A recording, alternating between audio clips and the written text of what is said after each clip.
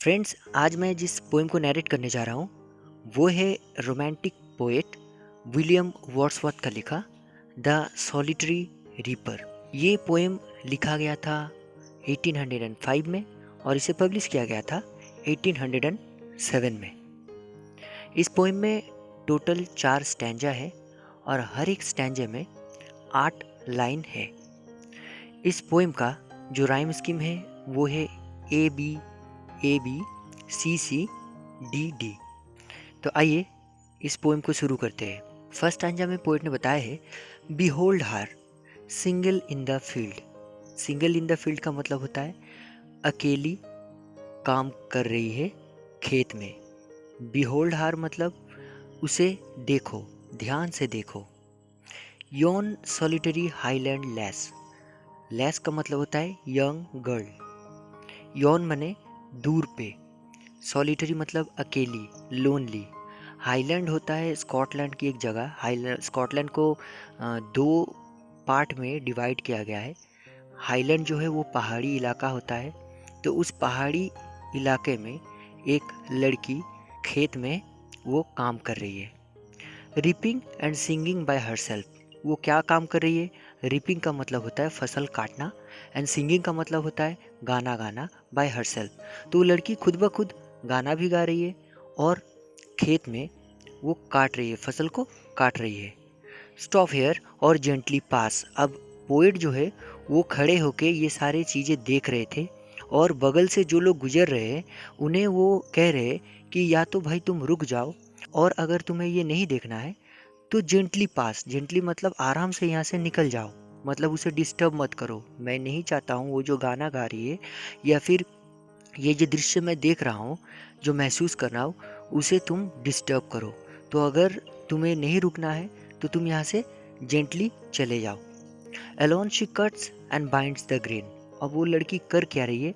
वो अकेली उस फसल को काट भी रही है और उसे बांध भी रही है। ग्रेन का मतलब होता है फसल, बाइंड्स का मतलब होता है बांधना। And sings a melancholy strain. और वो लड़की जो गाना गा रही है वो मेलैंकली मतलब एक सैड सॉन्ग है। स्ट्रेन का मतलब यहाँ सॉन्ग। तो वो लड़की जो गाना गा रही है वो एक सैड सॉन्ग है।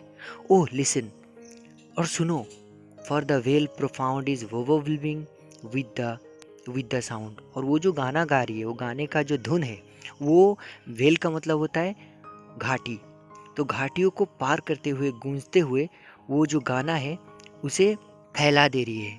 वो गाना जैसे दूर दूर घाटियों तक गूंज रही है।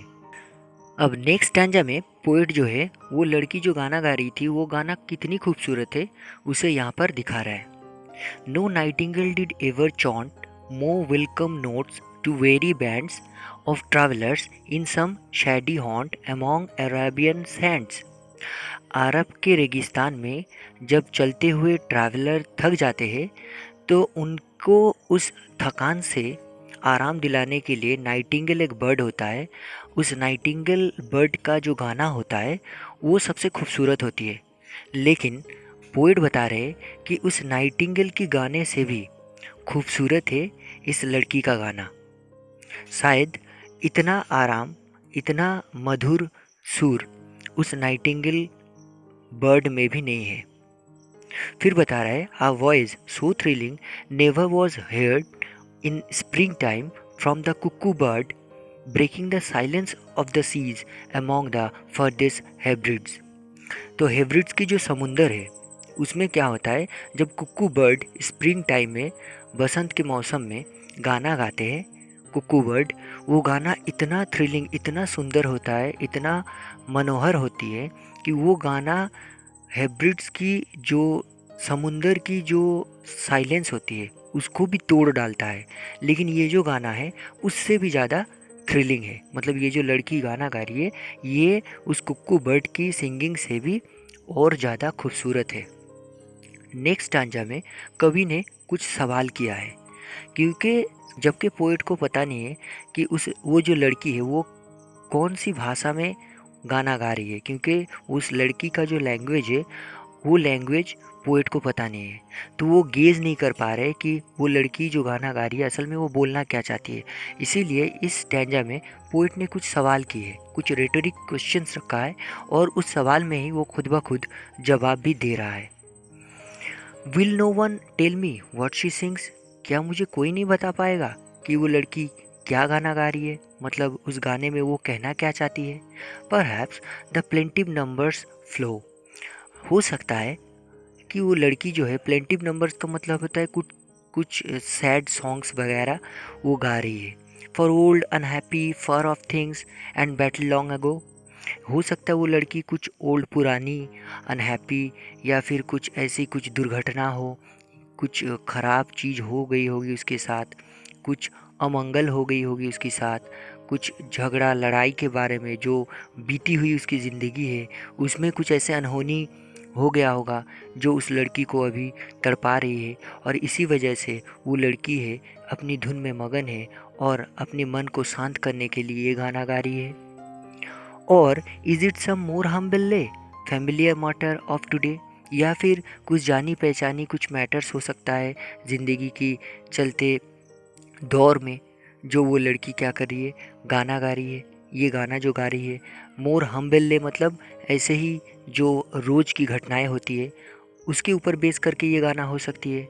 Some natural sorrow, loss or pain that has been and may be again, या फिर हो सकता है कुछ नेचुरल सॉरो हो, सैडनेस हो, कुछ खो चुकी होगी, या फिर कुछ पेन है उसके अंदर जो शायद हो चुकी है या फिर आगे जाके फिर होने वाली है, वो सोच के वो लड़की ये गाना गा रही है।